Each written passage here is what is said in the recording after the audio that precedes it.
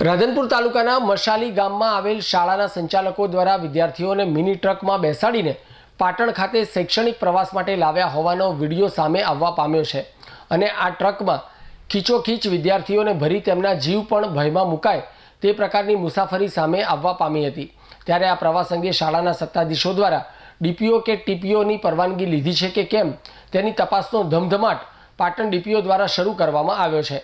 પાટણ જિલ્લાના રાધનપુર તાલુકાના મશાલી ગામની શાળા દ્વારા વિદ્યાર્થીઓને મિની ટ્રકમાં ખચોખચ બેસાડી પાટણ ખાતે શૈક્ષણિક પ્રવાસ કરતા હોવાનો વિડીયો સામે આવવા પામ્યો છે।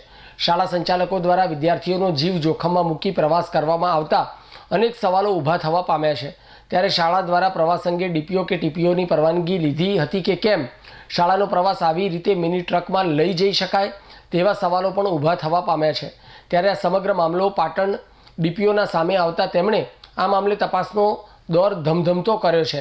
ત્યારે આ પ્રકારે ટ્રકમાં પ્રવાસ કરી શકાય જ નહીં અને પ્રવાસની પરવાનગી પેસેન્જર સાધન હોય તો જ પ્રવાસની પરવાનગી આપવામાં આવે। સાથે તાલુકા શિક્ષણાધિકારીને આ બાબતે તપાસ કરવા માટે સૂચના આપવામાં આવી છે તેમ ડીપીઓએ જણાવ્યું હતું।